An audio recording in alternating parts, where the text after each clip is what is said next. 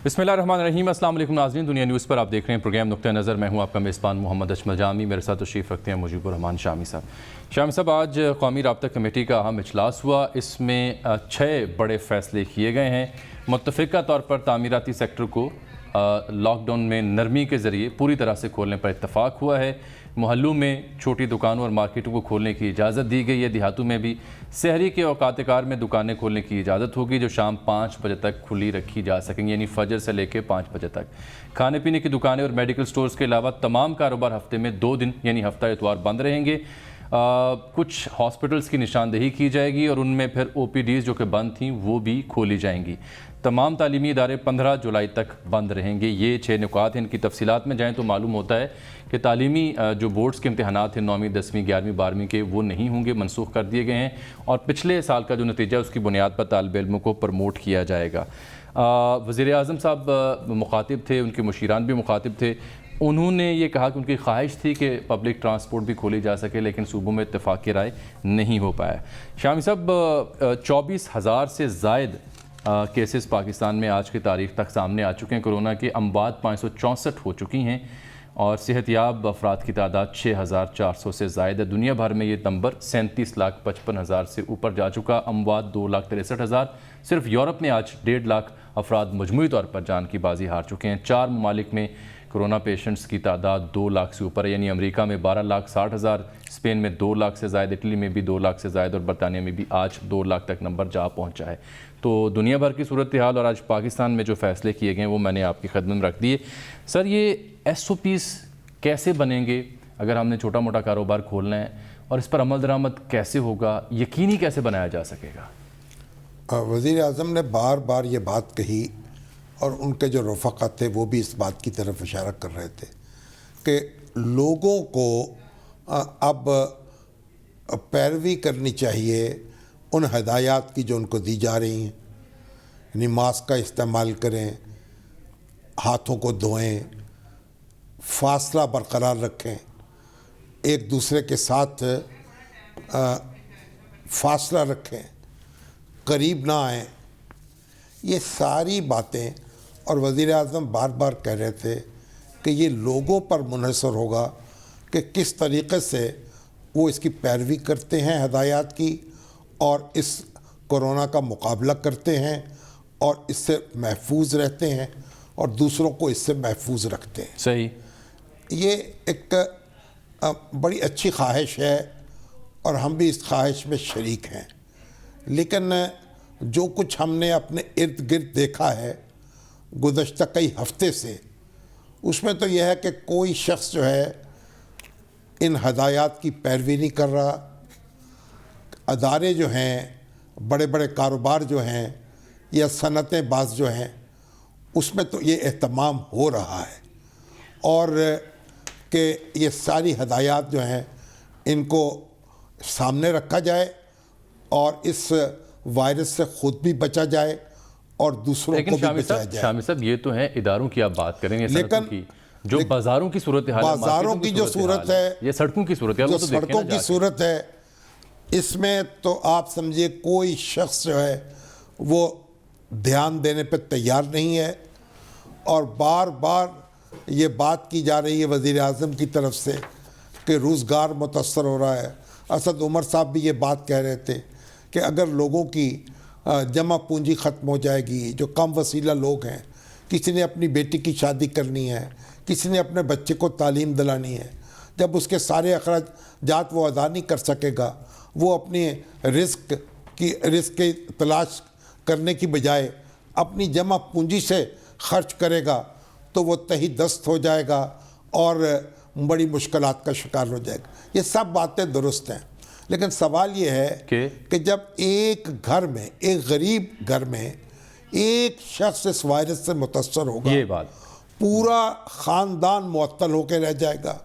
उसके बुज़ुर्गों को अपनी फ़िक्र पड़ जाएगी, उसके बच्चों को अपनी फ़िक्र पड़ जाएगी। बिल्कुल ये बात। और अगर वो इसका ख्याल नहीं करेंगे तो फिर मर्ज़ जो है वो काबू से बाहर हो जाएगा और खुदा न खास्ता हलाकतों की तादाद बढ़ सकती है और एक बड़ी तादाद में अगर लोग इससे मुतासर होंगे تو پھر ہسپتالوں پہ دباؤ پڑے گا. پورا سسٹم بیٹھ جائے گا. ہسپتال جو ہیں وہ اٹلی جیسے ممالک کا سسٹم بیٹھ گیا, اسپین کا وہ ناکافی ہو گئے. امریکہ میں لوگ رولا ڈال. آپ حکومت جو ہے صرف تلقین کر کے اور واز کہہ کے, یہ بات سر, ہدایات جاری کر کے بری ذمہ نہیں ہو سکتی. اگر حالات خراب ہوں گے اب تو اس کی ذمہ داری وزیر اعظم کو اٹھانی پڑے گی اور ان سب لوگوں کو اٹھانی پڑے گی جو ان کے ساتھ بیٹھ کر یہ فیصلے کر رہے ہیں. اب وہ کہتے یہ ہیں کہ وائرس اگر تیزی سے پھیلا نا تو دوبارہ لاک ڈاؤن کر لیں گے. یعنی تب تک جو نقصان ہو چکا, جو آپ نے بھی نشاندہی کی ہے سر. آپ یہ دیکھیے وزیر اعظم نے اپنی آج گفتگو میں یہ کہا کہ ظاہری بات ان کی ٹیلی فونک کنورسیشن ہوتی رہتی ہے مختلف ہیڈ آف اسٹیٹ سے. انگلا مرکل کا ذکر کر رہے تھے تو تھوڑا سا تصحیح درکار ہے کہ شاید وہ یہ کہنا چاہ رہے تھے کہ جرمنی میں جو ہلاکتیں ہوئی ہیں وہ بہت زیادہ ہوئی ہیں, انہوں نے یہ کہا. لیکن صورتحال اس کے برعکس ہے. اگر آپ یورپ کا ڈیٹا اٹھا کے دیکھیں تو جو ہلاکتیں اسپین میں, اٹلی میں, برطانیہ میں, رشیا میں اور دیگر ممالک میں یورپ بھر میں ہوئی ہیں, ان کی نسبت جرمنی ان چند ایک ممالک میں جہاں نمبر آف کیسز تو زیادہ ہیں, یعنی 1,68,000 ہیں, لیکن اموات جو ہیں وہاں پر صرف 7,000 ہوئی ہیں. اس کے برعکس اسپین میں 26,000 اموات ہیں, اٹلی میں 29,000 ہیں, برطانیہ میں 30,000 ہیں, اور اسی طرح سے باقی ممالک میں بھی شرح اموات زیادہ ہے. تو ڈاکٹر طاہر شمسی صاحب ٹیلی فون لائن پر تشریف لائے ہیں, ان سے بات کرتے ہیں. ان سے بھی بات کرتے ہیں. ابھی دو چیزیں اور میں سر عرض نہیں, مگر پہلی بات تو آپ سمجھیں کہ وہاں جرمن چانسلر نے یہ بات کہی اور وزیر اعظم نے اسے دہرایا. انہوں نے کہا ہمارے لوگ ذمہ داری کا مظاہرہ کر رہے ہیں, بالکل ڈسپلن کو فالو کر رہے ہیں جی. اور ہمارے ہاں تو ہمارے سیاسی لیڈروں نے تو قوم کو ڈسپلن نام کی چیز سکھائی نہیں ہے. خود جب کسی پریس کانفرنس میں آتے ہیں اکٹھے کھڑے ہوتے ہیں, بازو قائد اعظم مل رہا ہوتا ہے, نہ ماسک پہننا ہوتا ہے. یہ تو قائد اعظم کا کمال تھا کہ انہوں نے ڈسپلن پر زور دیا. جہاں جاتے تھے اگر کسی وہاں ان کی تقریر پہلے سے طے شدہ نہیں ہوتی تھی, وہ تقریر نہیں کرتے تھے. وہ اگر پہلے سے وقت لے کر کوئی جاتا نہیں تھا اس سے نہیں ملتے تھے. قائد اعظم نے کیجولڈ ہوتی تھی, ہر چیز ان کی طے شدہ ہوتی تھی. انہوں نے قوم کو ڈسپلن سکھایا, قوم کو فالو نہیں کیا, قوم کو مجبور کیا کہ انہیں فالو کرے.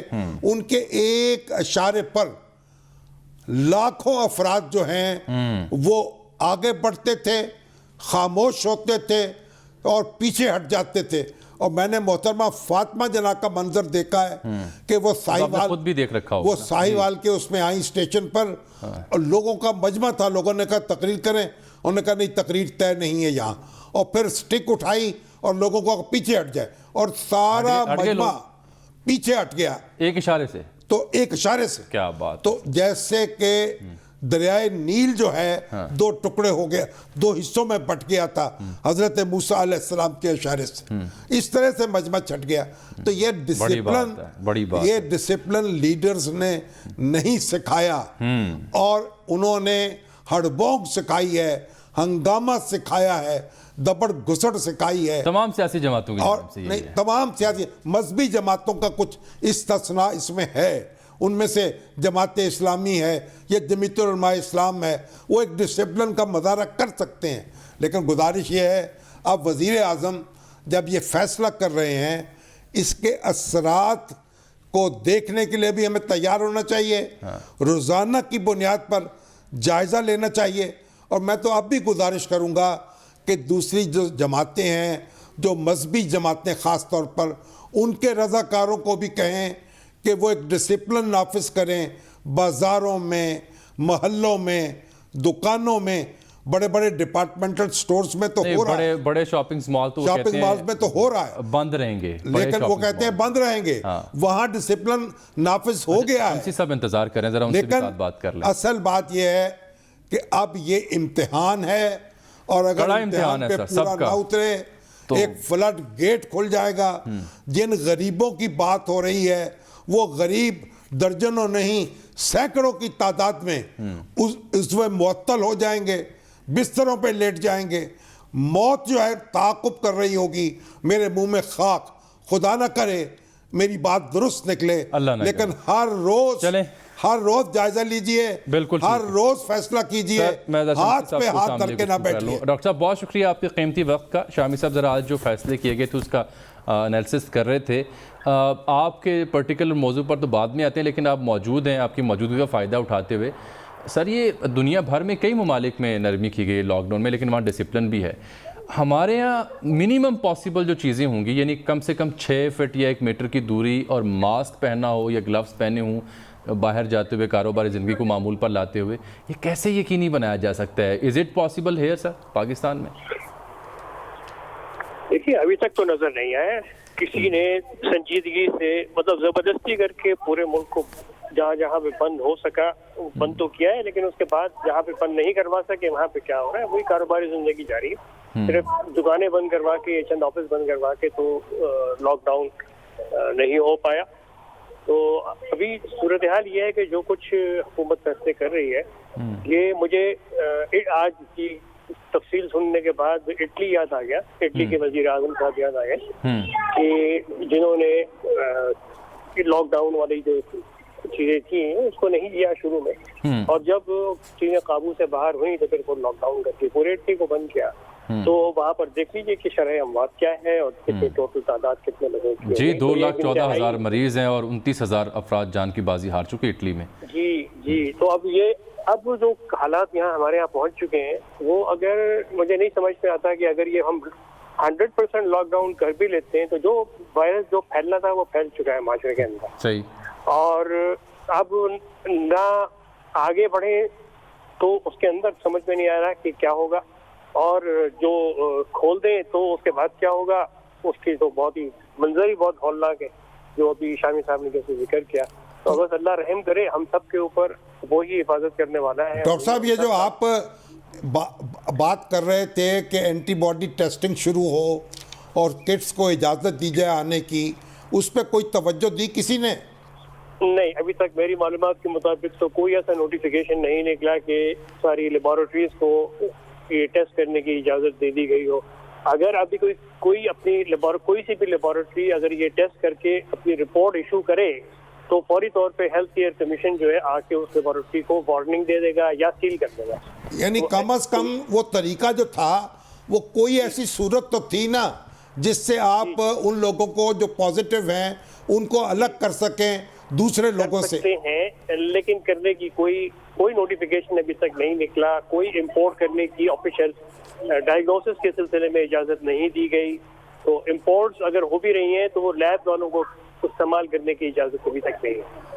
ڈاکٹر صاحب یہ بتائیے کہ جو پلازما ہے اب اس کو وہ لگنا شروع ہو گیا, کیا لوگ اپنا پلازما دے رہے ہیں آپ کو؟ ہاں, یہ سب سے بڑا ایک مرحلہ ہے جس کو طے کرنا ہے کہ لوگوں کو اب آگے آنا ہے, اور جو صحتیاب تقریباً 5,500-6,000 لوگ صحتیاب ہو چکے ہیں حکومت اعداد و شمار کے مطابق 6,400 زائد. جی 6,500 کے قریب. تو ان کو اب آگے آنا ہے اور ان کو پلازما دینا ہے تاکہ جو اموات کی شرح بڑھنی شروع ہوئی ہے, جو تعداد مریضوں کی بڑھنی شروع ہوئی ہے, ان مریضوں کی تعداد میں مزید اضافہ ہونا ہے.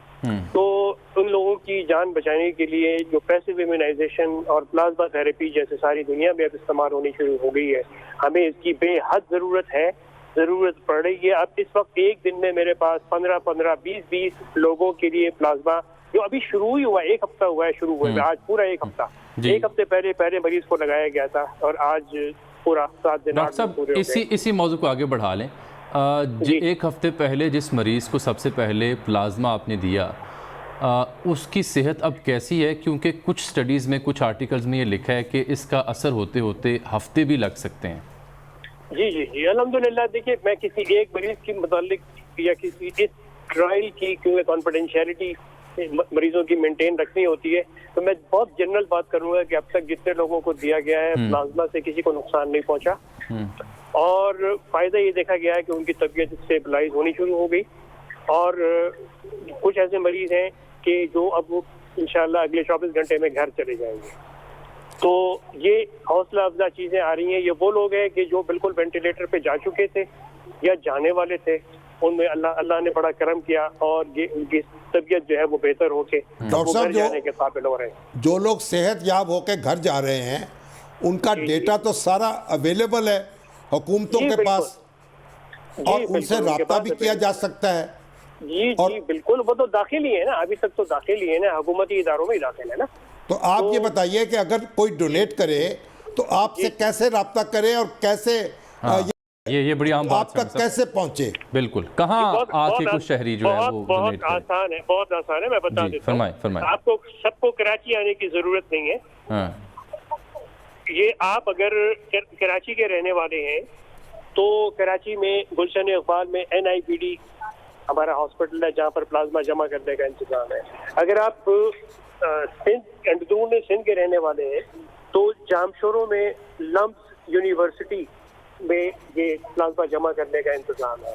اگر آپ اپر سندھ کے رہنے والے ہیں اور آپ کو کورونا سے ریکور ہو چکے ہیں تو سکھر میں ریجنل بلڈ سینٹر ہے, وہاں پر اس کا انتظام ہم لوگوں نے کیا ہوا ہے. اگر آپ پنجاب کے رہنے والے ہیں تو اس وقت university of health sciences Lahore میں اور PKLI میں اس کا انتظام ہے. پنڈی میں راولپنڈی انسٹیٹیوٹ آف یورولوجی میں کورونا کا ایک سینٹر بنایا ہوا ہے, وہاں پہ انشاءاللہ اگلے ہفتے میں انتظام شروع ہو جائے گا. پمس ہاسپٹل اسلام آباد میں ہے, وہاں پر پلازما ڈونیٹ کیجیے. اگر آپ KPK کے رہنے والے ہیں تو حیات آباد میڈیکل کمپلیکس جو پشاور میں ہے وہاں پر پلازما ڈونیٹ کیجیے. اور اگر ہیلپ لائن کا نمبر اگر آپ کو چاہیے تو میں آپ کو دے سکتا ہوں کہ اگر آپ کی اجازت ہو تو میں شیئر کر لوں. کیجیے پلیز. 0333 جی 297 6390. ٹھیک, اس نمبر پہ رنگ کر کے تمام سینٹرز کے متعلق معلومات بھی دی جا سکتی ہے. آپ کسی بھی ملک کے حصے سے اس نمبر پہ رابطہ کر سکتے ہیں؟ جی, کسی ظاہر بات ہے کوئی بھی شخص کال کر سکتے ہیں, اور پورے ملک میں جہاں جہاں پہ پلازما اس میں کسی کوڈ کی ضرورت تو نہیں ہے؟ سر موبائل نمبر ہے. اچھا, موبائل نمبر ہے 0333 0333 2976390, یعنی 0333 29 76 390. یہ ہم چلا بھی دیں گے پٹی کی صورت میں. ڈاکٹر صاحب, آپ یہ جو حکومتیں ہیں ان سب حکومتوں سے کہیے, اور ہم بھی کہتے ہیں تو اسے باقاعدہ پبلسائز کریں, اور آپ بھی یہ میسج اپنے ریکارڈ کر کے ہمیں بھیج دیں تاکہ پبلک سروس میسج جو ہے اس کے طور پر اس کو چلایا جا سکے. جی, میں ابھی آپ کو آپ کے موبائل نمبر پہ بھیجتا ہوں. تو آپ یہ تقریباً 1 منٹ سے بھی کم کی شاید 50 سیکنڈ کی ویڈیو ہے, اس میں اگر مزید ایڈیٹنگ کرنی ہے تو کروا لیجیے. بالکل ٹھیک, بالکل. بہت شکریہ ڈاکٹر صاحب آپ کے قیمتی وقت کا. شام صاحب, یہ تو اہم پیش رفت ہے, اللہ کرے کہ لوگ جو صحت یاب ہوئے ہیں وہ فوری پلازما ڈونیٹ کریں, کیونکہ ڈاکٹر صاحب یہ کہہ رہے ہیں کہ اس کی اشد ضرورت ہے احتیاط کی. پلازما ہوگا تو وہ متاثرہ مریضوں کو جو شدید خطرے میں ہیں مریض, جی ان کے لیے, ان کی جان بچانے کے لیے یہ ایک لائف سیونگ جو ہے طریقہ ہے. اس پہ لوگوں کو آگے آنا چاہیے. بالکل, اور میرا خیال ہے کہ جس کو بھی آگاہی ہوگی وہ ضرور آگے بڑھے گا انشاءاللہ. اب یہاں بریک آگے, اس سے پہلے آپ سے عرض کروں شامی صاحب کہ اقوام متحدہ نے وارننگ دی ہے پوری دنیا کو کہ کورونا کے پیش نظر سخت ترین قحط کا خدشہ ہے.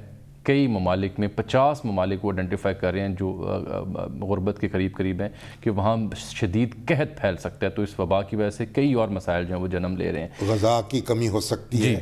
پاکستان تو الحمدللہ ان ملکوں میں ہے جو زرعی ملک ہے, اور غذا جو ہے یہاں بھی لوگوں کو غذا ضائع نہیں کرنی چاہیے, بچا کے رکھنی چاہیے, اس کا کم سے کم استعمال کرنا چاہیے دوسروں کے لیے تاکہ کام آ سکے اور دوسروں کو آپ عطیہ کر سکیں یا ان کے لیے چھوڑ سکیں. ایک بریک آ گئی ہے پروگرام نقطہ نظر میں. بریک کے بعد واپس آتے ہیں تو کچھ ذکر ہوگا 19 سال پرانی فائلوں کا. کاف لی گئی ہے لاہور ہائی کورٹ, وہاں کیا ہوا, اور پھر ہم نے ذکر کر رکھا تھا چوہر نثار صاحب کے حوالے سے, تو بار بار ڈیلی کوئی اپڈیٹ آ رہی ہے, اس پہ بات کرتے ہیں ایک بریک کے بعد.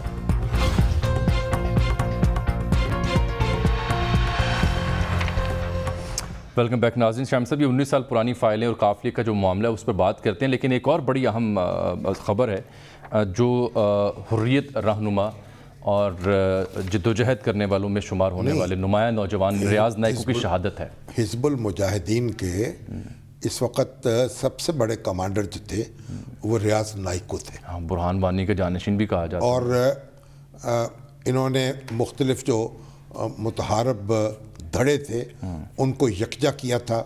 اور یہ ان کی والدہ بیمار تھیں, ان کی عیادت کے لیے یہ اپنے گھر آئے اور سیکورٹی فورسز ان کے تعاقب میں تھیں اور ان کو ان کے سر پہ انعام رکھا ہوا تھا, ان کا 12 لاکھ روپے کا انعام مقرر تھا. قابض فوج نے.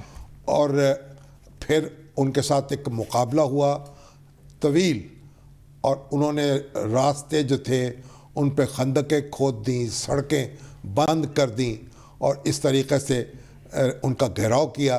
اور ریاض نائکو جو ہے اپنے ایک ساتھی کے ساتھ جام شہادت نوش کر گئے. ایک درزی کا بیٹا, لیکن اس میں حریت کی جو روح ہے وہ دیکھیں ایک کس حد تک ہے کہ پوری وادی اب باہر نکلی ہوئی ہے. میتھمیٹکس ان کا سبجیکٹ تھا, اس کے وہ استاد تھے, ایک پرائیویٹ اسکول میں پڑھاتے تھے کہ 2010 میں ایک بچہ جو ہے وہ جب اس کو آنسو گیس کا شیل لگا اور اس کو شہید کر دیا گیا, اس پر احتجاج کر رہے تھے, تو سیکورٹی فورسز نے ان کو پکڑ لیا اور سیفٹی ایکٹ کے تحت پھر ان کو پکڑا گیا اور اس طرح سے نشانہ بنایا گیا کہ بالآخر انہوں نے بھی جہاد کا پرچم بلند کیا اور اس کے ساتھ وابستہ ہو گئے.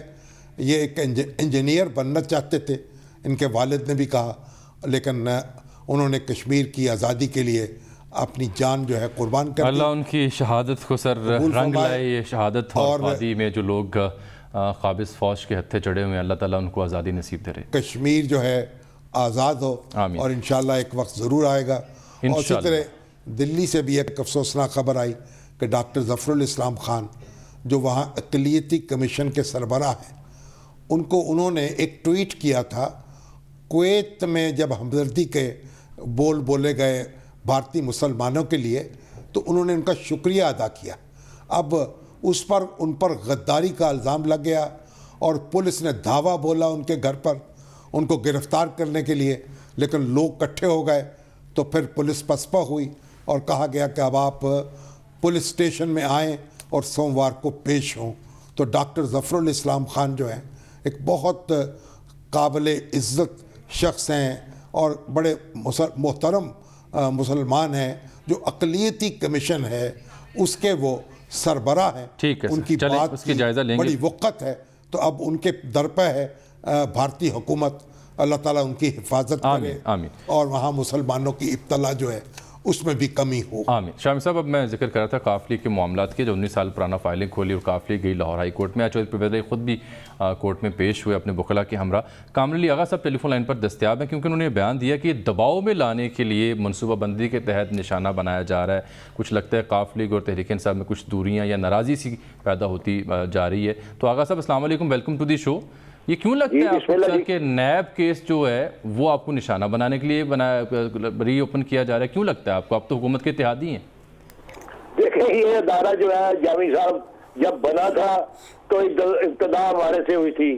آپ کو بھی اور شامی صاحب کو بھی پتہ ہے, اور اخبارات کے تراشے بھی گواہ ہیں اس بات کے کہ اس شدت کے ساتھ حملہ آور ہوئے کہ اس کے اندر دفتروں کے اوپر چھاپے مارے گئے, گھروں کے اوپر چھاپے مارے گئے, اور اس کے بعد پھر تزویل کرنے کی کوشش کی گئی, یعنی باتھ روم کی ٹوٹیاں تک چیک کی گئیں. اور نکلا کیا کہ ادارے کی انویسٹیگیشن ایجنسی نے یہ کہا کہ جی یہ نامعلوم فرد کی اپلیکیشن ہے اور کوئی ثبوت نہیں ہے اور یہ بلا جواز ہے, ہم نے تفتیش کر لی ہے اور مہینوں تفتیش آغا صاحب وہ بات تو ٹھیک ہے آپ کی, لیکن اس وقت تو معاملات اور تھے. آج تو آپ کی اپنی حکومت ہے. آپ کی اپنی حکومت میں کیا ہو رہا ہے یہ آپ کے ساتھ اور کیوں ہو رہا ہے؟ شامی صاحب اس وقت بھی اس ادارے پہ یہ الزام تھا کہ یہ پولیٹیکل انجینئرنگ کے لیے بنایا گیا ہے. آج بھی اس ادارے کے اوپر یہ ثابت ہو رہا ہے کہ یہ پولیٹیکل انجینئرنگ کر رہا ہے. یعنی دیکھیں 2017 میں لکھ کے دے دیا, دو ادارے کے جو شعبے ہوتے ہیں, ایک ہوتا ہے انویسٹیگیشن, ایک ہوتا ہے پروسیکیوشن, دونوں نے کہا کہ جی یہ قابل عمل نہیں ہے, نامعلوم فرد کی اپلیکیشن کے اوپر کاروائی. یہ آغا صاحب یہ بات آپ صحیح کہہ رہے ہیں. کل ہم نے اس درخواست کا متن تفصیل سے پڑھا تھا اور آپ کی بات بالکل درست ہے, یہی لکھا گیا درخواست میں. لیکن یہ کس کی ایما پر ہو رہا ہے آپ کے خلاف؟ آپ تو خود حکومت میں جاننا ہم یہ چاہ رہے ہیں. دیکھیں اس وقت بھی الزام چیف ایگزیکٹو پہ لگتا تھا اور اب بھی تاثر یہ قائم ہو رہا ہے. اگر یہ بلا جواز اس قسم کی کارروائیاں ہوگی اس ادارے کی طرف سے تو پہلے سے کیا الزام لگ رہا ہے؟ آپ جامی صاحب آپ مجھے بتائیں اس کے اوپر کیا الزام لگ رہا ہے؟ نیب کے چیف ایگزیکٹو مراد ہے یا ملک کے چیف ایگزیکٹو مراد ہیں؟ دیکھیں جو کاروائی کی جاتی ہے وہ تو ظاہر نیب کے چیف ایگزیکٹو کی جو ہے وہ اجازت سے کی جاتی ہے, اور اگر وہ ابیوز آف لا کرے گا, abuse of process of law کرے گا, against the constitution of Pakistan کاروائی کرے گا, تو اس قسم کی کانسٹیٹیوشنل وائلیشن جو ہے اس کے اوپر تو میں سمجھتا ہوں آپ نے کیا پھر آپ اتحادی ہیں تو آپ نے کیا پی ٹی آئی سے کوئی وضاحت کو جواب مانگا کہ آپ کو جو شک ہے, گمان ہے, شبہ ہے, اس پر کوئی پوزیشن واضح کرے پی ٹی آئی؟ اب دیکھنا یہ بات تو اب زبان سے عام آ گئی ہے, ہم عدالت میں چلے گئے ہیں اور کتنی اذیت میں ہوں گے. یہ شامی صاحب کو تو علم ہے کہ ہم عدالتوں کے سامنے اس وقت جاتے ہیں جب پانی سر سے گزر جاتا ہے. یعنی 20 سال ہم نے صبر و تحمل سے 4 انویسٹیگیشنز برداشت کرنے کے بعد اگر یہ فیصلہ کر لیا ہے ہماری زیرک قیادت نے جو بردبار بھی ہے اور تحمل مزاج بھی ہے اور رواداری والا رویہ بھی ہے, اس کے بعد اگر وہ فیصلہ کر رہی ہے کہ اب ہم انصاف دینے کے لیے عدالت میں جائیں تو اس کی کچھ تو وجوہات ہوں گی نا جی. چلیں ایک بریک آ گئی ہے تو سر ایک قصہ اور تھا چوہے نثار صاحب کا. میجر ریٹائرڈ عامر صاحب بھی واقف حال ہیں, وہ بھی کچھ کہنا چاہتے ہیں. آپ نے کل تو تجزیہ کر دیا تھا لیکن وہ چاہتے ہیں کہ وہ بیان کریں کہ انہوں نے چوہے نثار صاحب سے جو ملاقات اس دور میں ڈی چوک میں جب دھرنا ہو رہا تھا, ڈی چوک سے آگے جانے کی اجازت جو تھی وہ وزیر اعظم نواز شریف صاحب کی مرضی سے دی گئی. چلیں بریک کے بعد ان سے جانتے ہیں کہ حقائق کیا ہیں.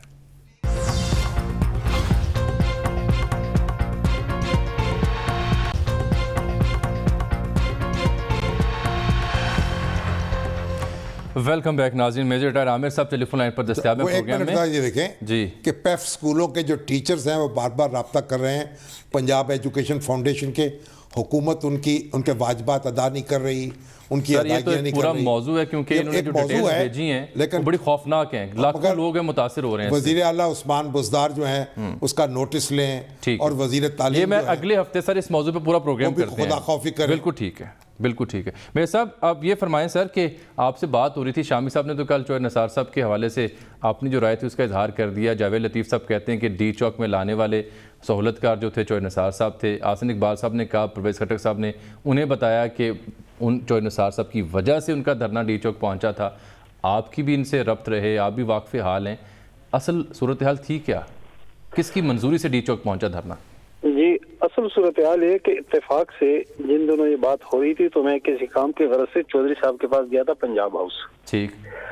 میں جب گیا تو چودھری صاحب بڑے خوشگوار موڈ میں تھے. دھرنے کے حوالے سے میں نے بات کی تو انہوں نے کہا کہ ابھی پرائم منسٹر ہاؤس سے میں آ رہا ہوں. وہاں پہ میٹنگ ہوئی, 5-6 آدمی تھی جس میں وزیر اعظم کے پرنسپل سیکرٹری فواد حسن فواد بھی تھے.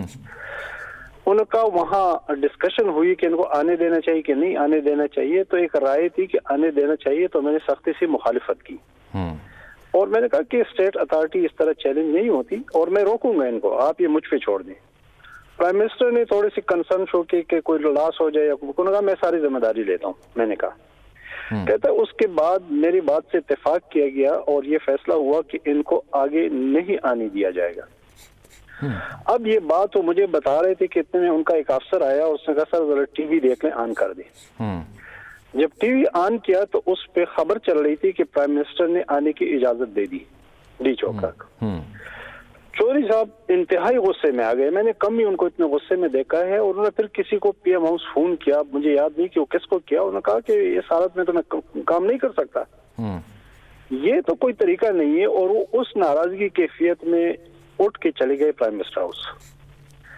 میں نے بعد میں پی ایم ہاؤس سے پتہ کیا تو مجھے پتہ چلا کہ چودھری صاحب نے وہاں پہ جا کے کہا تھا کہ میں ریزائن کرتا ہوں, میں نہیں کروں گا کنٹینیو ایز منسٹر. اس کے بعد کچھ ایم این ایز آئے ان کو منانے, اور جس میں پرنسپل سیکرٹری تھے فواد حسن فواد, وہ بھی غالباً آئے تھے. اور انہیں یہ کہا گیا کہ جی دیکھیں یہ تو ان حالات میں آپ کا استعفیٰ جو ہے نا بڑی امبیرسمنٹ ہوگی, حکومت کی بھی سب بھی ہوگا. چودھری صاحب بعد میں شاید مان گئے, لیکن میرا بنیادی سوال یہ ہے کہ ایک آدمی نے ٹی وی میں ایک اتنے باوقار اور ذمہ دار آدمی کے بارے میں ایک غیر ذمہ دارانہ گفتگو کی کہ وہ سہولت کار تھے. اب اگر پرائم منسٹر نے یہ اجازت دی تھی تو آپ پرائم منسٹر کو سہولت کار نہیں کہہ سکتے. پرائم منسٹر کے اپنے کنسیڈریشن ہے، شاید وہ ڈر رہے تھے وائلنس نہ ہو جائے، کیجولٹیز نہ ہو جائے، ماڈل ٹاؤن کا واقعہ ہو چکا تھا، یہ ان کا پریروگیٹو بھی تھا. وہ کوئی بھی فیصلہ کرتے یا اس فیصلے کو چینج بھی کر سکتے تھے. لیکن بنیادی سوال یہ ہے کہ ایک غیر ذمہ دار آدمی اس طرح کی بات کرتا ہے اور اتنا بڑا الزام لگاتا ہے، پھر اس کو ہم اچک لیتے ہیں، اس پہ شروع ہو جاتے ہیں. یہ پرائم منسٹر کا پریروگیٹو ٹھیک. چودھری صاحب کی ناراضگی یہ تھی اور میرا خیال جینون تھی کہ جب فیصلہ ہو گیا تھا تو پھر ان کو بتائے بغیر اس فیصلے کو چینج نہیں ہونا چاہیے تھا. چلیے اس میں جی جی جی ٹھیک. اصل میں اپنا میرے ساتھ بنیادی معاملہ جو تھا وہ یہ خوف تھا کہ تصادم ہوگا اور اس کے بعد کچھ مزید کارروائی ہوگی اس کے نتیجے میں. یہ جو تھا یہ وزیر اعظم کو بھی اس خیال نے یہ فیصلہ کرنے پر مجبور کیا ہوگا. میں یہی بات کر رہا ہوں کہ یہ وزیر اعظم کے سامنے بڑی کنسیڈریشن، اس پہ ڈسکشنز بہت ساری ہوئی تھی تو چودھری صاحب نے قائل کر دیا تھا ان کو. لیکن چودھری صاحب کے آنے کے بعد شاید انہوں نے پھر سوچا ہوگا یہ کوئی اس میں کوئی بات نہیں، کوئی غلط بات نہیں ہے، یہ وزیر اعظم کا پریروگیٹو بھی تھا. لیکن چودھری صاحب اب دیکھیں اگر پرائم منسٹر نے یہ فیصلہ کر دیا تو کیا اب اس کو سہولت کار کہیں گے پی ٹی آئی کا؟ صحیح. تو یہ دونوں کا اختیار تھا. چودھری صاحب کا اپنی جگہ پہ پریروگیٹو تھا فیصلے کا اور وہ وزیر اعظم کے فیصلوں کی بھی پابند تھے، ان کو قائل کر رہے تھے جو قائل کر لیا تھا. اس کے بعد وزیر اعظم نے چینج کر دیا، بالکل ان کا اختیار تھا. لیکن میرا خیال ہے کہ چودھری صاحب کی یہ بات درست تھی کہ ان کو بتانا چاہیے تھا، یعنی ان سے ان کو اعتماد میں لیا جانا چاہیے تھا فیصلہ. ان کو اعتماد میں یہ یہاں تک ان کی ناراضگی ٹھیک تھی. لیکن میرا نقطہ یہ ہے کہ اس طرح ٹی وی چینل پہ غیر ذمہ دار آدمی اتنا بڑا الزام لگا دیتا ہے اور ہم پھر اس کو اتنا اہمیت دے بیٹھتے ہیں کہ دیکھیں نا آج میں بھی اس پہ بول رہا ہوں، آج آپ بھی بول رہے ہیں، تو شکر ہے شامی صاحب نے اس کا ادراک کر لیا اور شامی صاحب نے رات کو بڑی وضاحت کر دی جس میں انہوں نے چودھری صاحب کی پوزیشن کو بچا لیا ایک قسم کا. اب ہر صحافی تو شامی صاحب نہیں ہے نا، شامی صاحب کے پیچھے تو سالہ سال کا تجربہ ہے. شامی صاحب نے تو ایک بڑا غیر جانبدار اور بیلنسڈ تبصرہ کیا نا جی. جب وہ اس درجے کا سیاستدان کوئی بات کہے گا جاوید لطیف صاحب کے درجے کا مسلم لیگ نون کا رہنما تو پھر ظاہر ہے اس پہ ڈسکشن بھی ہوگی اور اس پہ بہت کچھ مصرے بھی لگیں گے. نا اس کے ساتھ شامی صاحب اضافہ یہ ہو گیا کہ احسن اقبال صاحب نے پرویز خٹک صاحب کا واقعہ سنا دیا تو وہ دو مختلف نقطے اٹھے جس کی وجہ سے یہ بحث جنم لی اور پھر آپ نے بھی تبصرہ کر دیا اور شامی صاحب نے بھی کر دیا. مخصوص حالات میں تو آپ کو حقائق بتا رہا ہوں. میں اب کیا احسن اقبال صاحب یا جاوید لطیف صاحب پرائم منسٹر کو اب سہولت کار کہیں گے؟ میں کہوں ٹی وی پہ خبر چلی، ڈیفینیٹلی آپ قرآن ریکارڈ نکالے ٹی وی پہ چلی. چلے جب بھی اس طرح کی صورتحال ہوتی ہے بدگمانیاں پیدا ہوتی ہیں. اب کیا کسر رہ گئی ہے؟ خوف لگتا ہے، محسوس ہوتا ہے. سر وہ دوریاں تو ایک دوسرے سے بدگمانیاں میں نہیں تحقیق ہونی چاہیے. میں نے کہا یہ پرائم منسٹر کا جو فیصلہ تھا یہ ٹی وی پہ خبریں چلی تھی اس وقت. ٹھیک ہے چلے میں دیکھیں نا پھر تحقیق ہونی چاہیے بدگمانی کا. بہت شکریہ سر آپ کے وقت کا، بہت شکریہ سر. میرے خیال یہ بحث اب پھر یہاں آج ختم ہی کر دیں. چلیے ہو گئی ختم. اب اس میں مزید باقی کچھ نہیں رہا. ناظرین پروگرام یہاں ختم ہوتا ہے. آپ سے ملاقات اگلے پروگرام میں، تب تک لیے اللہ حافظ.